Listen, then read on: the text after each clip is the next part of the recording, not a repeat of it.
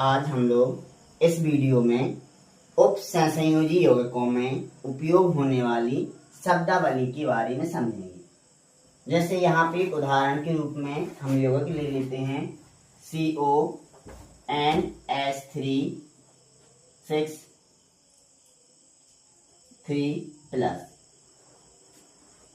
हम आज उपसंयोजी यौगिक से संबंधित शब्दावली जैसे केंद्रीय धातु परमाणु,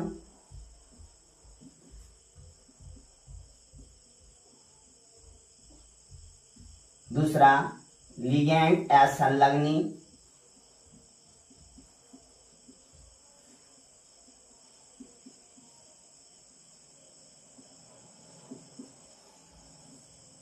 तीसरा उपसंयोजी संख्या,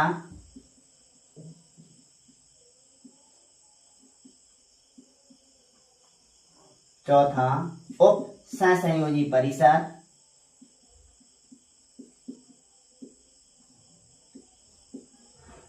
के बारे में विस्तार से जानेंगे। पहला अपना टॉपिक है केंद्रीय धातु परमाणु।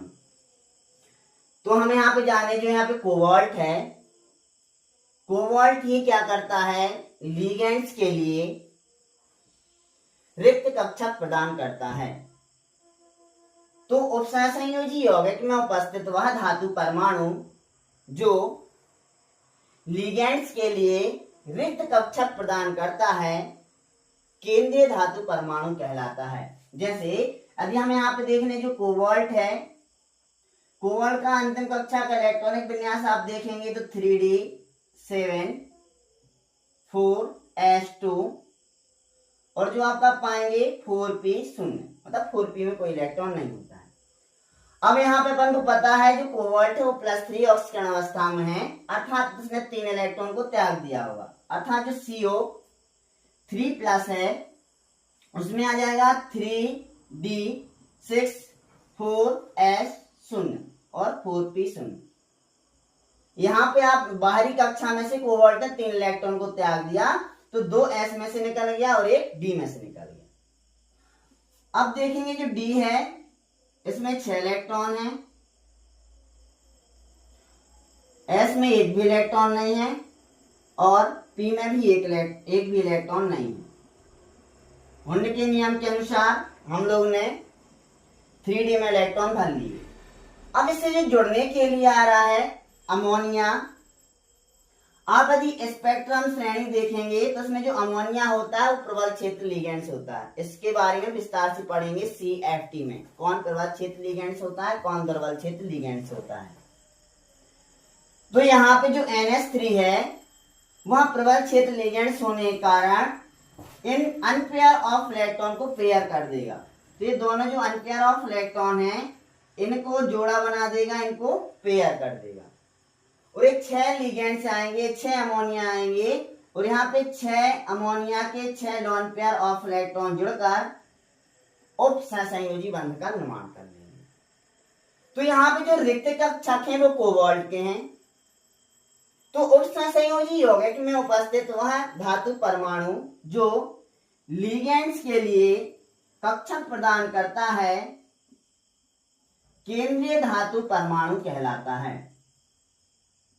तो यहाँ पे जो आप कोबाल्ट देख पा रहे हैं, कोबाल्ट अमोनिया के लिए रिक्त कक्षक प्रदान कर रहा है ताकि अमोनिया जो कि लिगेंड्स है अपना लोन पेयर ऑफ इलेक्ट्रॉन दान करके उपसंयोजी बंध का निर्माण कर ले। तो यहाँ पे जो कोबाल्ट है वह रहेगा केंद्रीय धातु परमाणु, सेंट्रल मेटल एटम।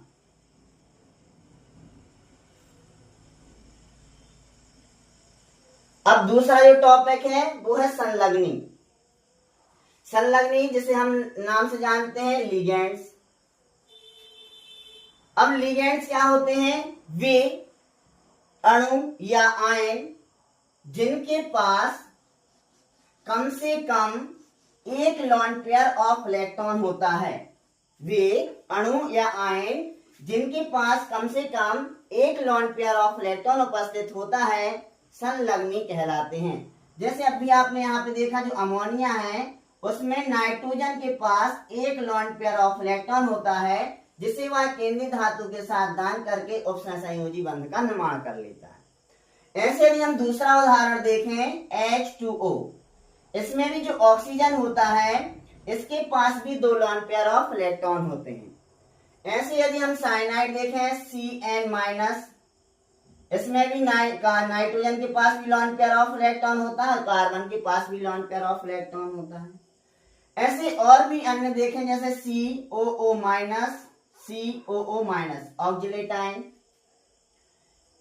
तो वे अणु या आयन जिनके पास कम से कम एक लोन पेयर ऑफ इलेक्ट्रॉन उपस्थित होता है संलग्नी कहलाते हैं, लिगेंड्स कहलाते हैं। और यही लोन पेयर ऑफ इलेक्ट्रॉन को वो रिक्त केंद्रीय धातु परमाणु की जो रिक्त कक्षा है उनके साथ दान करके या असमान साझेदारी करके उपसंयोजी बंध का निर्माण कर लेते हैं। तो जो लिगेंड्स की परिभाषा हुई, वे अणु या आयन जिनके पास कम से कम एक लोन पेयर ऑफ इलेक्ट्रॉन होते हैं लिगेंड्स कहलाते हैं।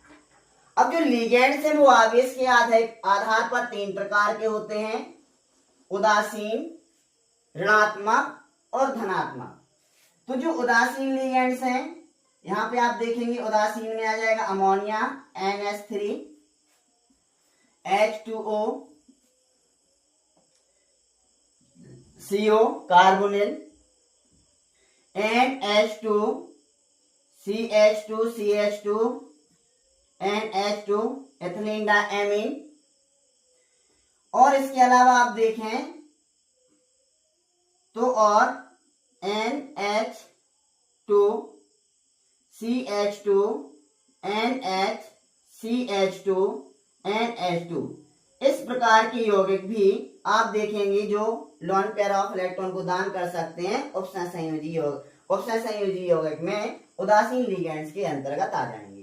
तो यहाँ पे आप देख रहे हैं ammonia, H2O, carbonyl, ethylene diamine, ये जो लिगेंड्स हैं उदासीन लिगेंड्स हैं। ऐसे यदि हम देख लें ऋणात्मक लिगेंड्स में सभी हैलोजन को आप ले सकते हैं, जैसे क्लोरीन, फ्लोरीन, ब्रोमीन, आयोडीन, इसके अलावा साइनाइड Cn-। फिर आप देखेंगे ऑक्सिलेट आयन C2O4 EDTA4-। तो ये सभी जो लिगेंड्स हैं वो आपके कहलाएंगे ऋणात्मक लिगेंड्स। तो आप सोच रहे हैं भाई क्लोरीन के पास कहां lone pair of electron. Chlorine के अंतिम कक्षा में आपको पता होता है कितने इलेक्ट्रॉन होते हैं, 7, और 1 माइनस लगा था तो 1 इलेक्ट्रॉन और लिया होगा। तो आप देखेंगे क्लोरीन के पास कितने हैं, 4 लोन पेयर ऑफ इलेक्ट्रॉन है। तो यहाँ पे जो सभी देखेंगे वो ऋणात्मक लिगेंड्स हैं। अब अगला है धनात्मक लिगेंड्स। धनात्मक लिगेंड्स में आता है NO+, ये आ जाएगा धनात्मक लिगेंड्स के अंतर्गत। अब हम लोग पढ़ेंगे दाता परमाणुओं के आधार पर संलग्नी के प्रकार। जैसे किसी में एक दाता परमाणु होगा, किसी में 2 दाता परमाणु होंगे, किसी में 3 या किसी में 3 से भी अधिक दाता परमाणु उपस्थित होंगे। जैसे उदाहरण के लिए लें, यहाँ पे जो अमोनिया है, अमोनिया में केवल जो अमोनिया है NH3, उसमें केवल नाइट्रोजन परमाणु है जो लोन पेयर ऑफ इलेक्ट्रॉन को दान करके उपसंयोजी बंध का निर्माण करेगा। इसमें केवल एक डोनर है, इसलिए कहलाएगा एक दंतुर लिगेंड्स। दाता परमाणु के आधार पर जब लिगेंड्स के प्रकार पढ़ेंगे, क्योंकि इसके पास एक ही परमाणु है जो लोन पेयर ऑफ इलेक्ट्रॉन का दान करेगा, तो ये कहलाएगा एक दंतुर लिगेंड्स। दूसरा भी हम देख लें, जैसे ऑक्सिलेट आयन या एथिलीन डायमीन ले लें, NH2, CH2, CH2, NH2। यहां पे आप देखेंगे जो नाइट्रोजन है वो लोन पेयर ऑफ इलेक्ट्रॉन को रखता है, और एथिलीन डायमीन जिसे हम शॉर्ट फॉर्म में EN लिखते हैं, उसमें 2 दाता परमाणु हैं। एक नाइट्रोजन है जो दाता परमाणु के रूप में है, एक नाइट्रोजन है जो दाता परमाणु के रूप में है। तो ऐसे लिगेंड्स जिनके पास 2 दाता परमाणु उपस्थित होते हैं द्विदंतुर लिगेंड्स कहलाते हैं। तो यहाँ पे आप देखेंगे इसमें दो दाता परमाणु हैं, नाइट्रोजन यहाँ पे और एक नाइट्रोजन यहाँ पे, ये कहलाएगा द्विदंतुर लिगेंड। ऐसे आप देखेंगे ऑक्जिलेट आयन में, तो जो ऑक्जिलेट आमने से बनता है oxalate ion COO minus, COO minus. यहाँ पे भी आप देखेंगे इसमें ऑक्सीजन दाता परमाणु होगा, इसमें ऑक्सीजन दाता परमाणु होगा, तो ये भी कहलाएगा द्विदंतुर लिगेंड। ऐसे ही एक जो लिगेंड्स होता है बहुत ही जटिल होता है, जिसका आपने नाम सुना होगा EDTA, इथिलीन डायमीन टेट्रा एसीटेटो। तो यहाँ पे इसकी संरचना बनाते हैं, नाम होता है EDTA और आवेश होता है इसमें 4-, इथिलीन डायमीन टेट्रा एसीटेटो। तो यहाँ पे जो इसकी संरचना है COO minus, COO minus, CH2 CH2 and CH2 CH2 and CH2 COO minus, CH2 COO minus. ये एक जटिल लिगेंड्स के अंतर्गत आता है, या बोल सकते हैं कि आप बहुदंतुर लिगेंड्स के अंतर्गत आता है, जिसमें 2 से अधिक दाता परमाणु उपस्थित होते हैं। यहाँ पे आप देखेंगे एक ऑक्सीजन दाता परमाणु 2, नाइट्रोजन 3, नाइट्रोजन 4 और यहाँ पे ऑक्सीजन 5, ये वाला ऑक्सीजन 5, 6। तो यहाँ पे जो EDTA है, जो इथिलीन डायमीन होता है, वो एक बहुदंतुर लिगेंड्स आता है। हालांकि ये सब जो आप आता है षटदंतुर, जो आता है षटदंतुर लिगेंड्स के अंतर्गत आता है। लेकिन जो ऋणात्मक आवेश होता है वो होता है -4, 1 2 3 4। तो इस प्रकार से होता है लिगेंड्स। लिगेंड्स क्या होते हैं? बी अणु या आयन जिनके पास कम से कम एक लोन पेयर ऑफ इलेक्ट्रॉन होता है, लिगेंड्स कहलाते हैं। अब आते हैं उप सहसंयोजी संख्या पे। तो यहाँ पे आप देखेंगे लिगेंड्स कौन है? अमोनिया, अमोनिया है लिगेंड्स।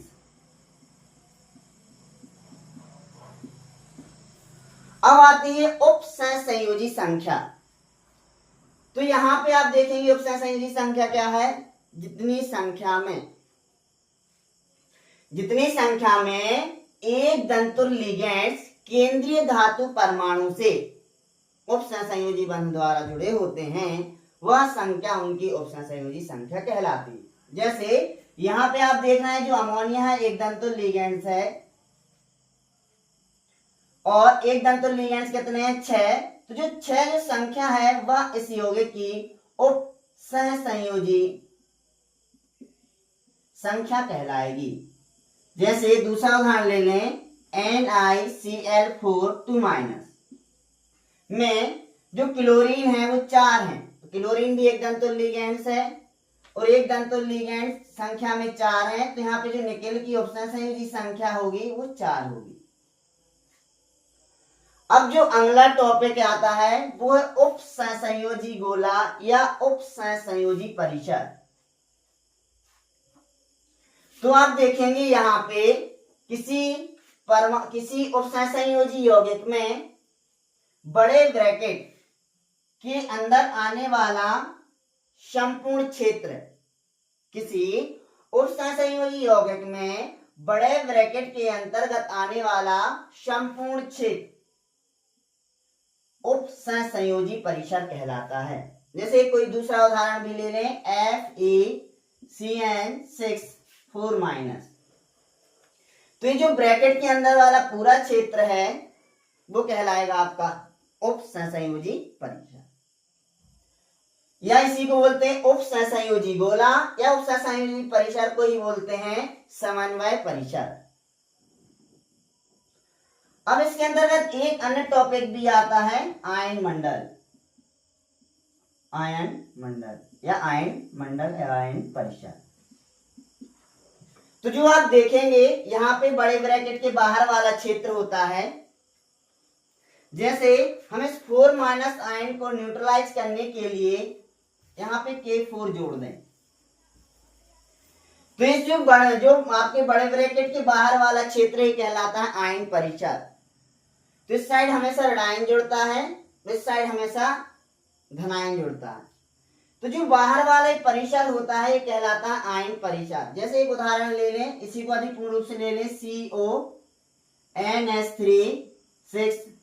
अब माइनस को सॉरी प्लस को न्यूट्रलाइज करने के लिए 3 क्लोरीन जुड़ जाएंगे, तो ये कहलाएगा आपका आयन परिसर, ये भी कहलाएगा आयन परिसर।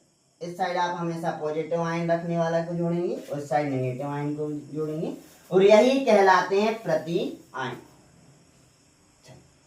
अब आगे हम लोग विस्तार से जानेंगे कि ऑक्सीकरण संख्या कैसे निकाल सकते हैं। इस यौगिक में या इन उपसंयोजी संयोजी यौगिकों में इनकी ऑक्सीकरण संख्या को किस प्रकार से ज्ञात कर सकते हैं, हम लोग ये जानेंगे। ऑक्सीकरण संख्या,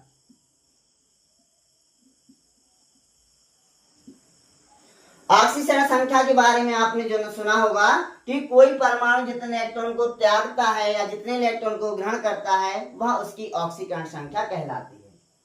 जैसे यदि हमें यहीं पे पता करना है कि जो हमारा कोबाल्ट है यह कितने इलेक्ट्रॉन को त्याग रहा है या कितने इलेक्ट्रॉन को ग्रहण कर रहा है, वो इसकी ऑक्सीकरण संख्या कहलाएगी।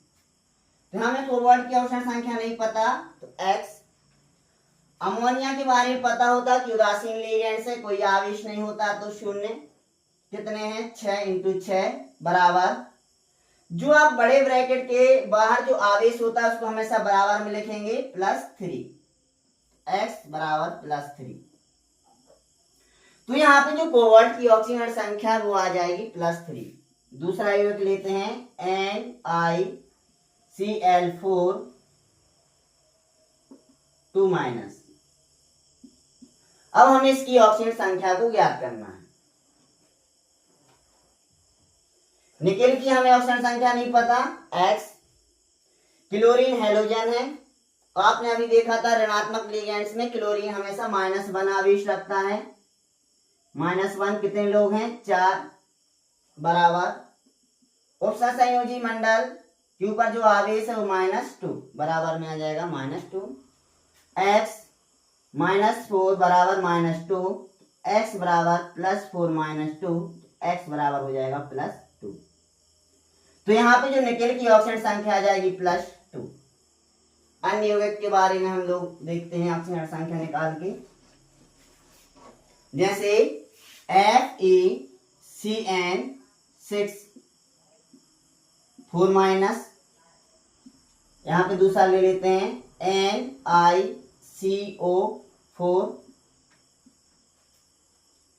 एक अन्य यौगिक लेते हैं CuH2O4Cl2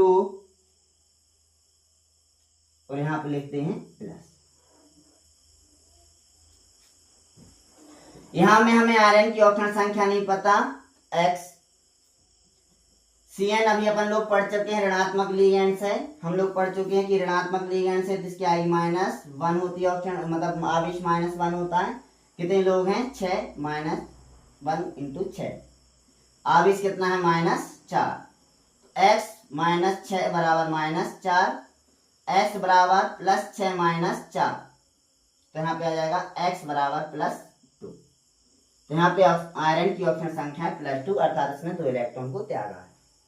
निकेल की ऑक्सीजन संख्या निकालें, निकेल की नहीं पता X। कार्बोनिल एक उदासीन लिगेंड्स है तो 0 × 4 बराबर, कोई आवेश नहीं है तो 0, तो X बराबर कितना आ जाएगा 0। यहाँ पे निकेल ने ना कोई इलेक्ट्रॉन को ग्रहण किया ना किसी इलेक्ट्रॉन को त्यागा। कोबाल्ट में देखें ऑक्सीजन संख्या नहीं पता X। जल एक्वा एक उदासीन लिगेंड्स है तो इसकी ऑक्सीजन संख्या आप बोल सकते हैं आवेश 0 होता है × 4। क्लोरीन का -1 कितने हैं 2 बराबर में +1, X -2 बराबर +1, X बराबर +2 +1, तो X बराबर आ जाएगी +3। तो यहाँ पे जो कॉपर की ऑक्सीजन संख्या है +3। अब हम यहाँ पे कुछ जटिल लिगेंड्स भी लेना प्रारंभ करते हैं ताकि आपको समझ में आ सके कि जब जटिल लिगेंड्स रहेगा तब आप उनकी ऑक्सीकरण संख्या किस प्रकार से ज्ञात कर सकेंगे। देखते हैं, जैसे CO C2O4 ट्वाइस, और यहां पे ले लीजिए Cl2, यहां पे लगा है 4-। कोबाल्ट की हमें ऑप्शन संख्या नहीं पता, X। ऑक्जेलेट की पता होता है कि उस पर आवेश होता है -2, कितने हैं 2। क्लोरीन की पता है -1, कितने क्लोरीन है 2, बराबर में -4। तो आ जाएगा X -4 -2 बराबर -4, X बराबर +6 -4, X बराबर हो जाएगा +2। तो यहाँ पे जो कोबाल्ट है उसकी अक्षरण संख्या आ जाएगी +2। एक और हम लोग देख लेते हैं, लास्ट है। जैसे यहाँ पे लिखा हुआ है CuEDTA,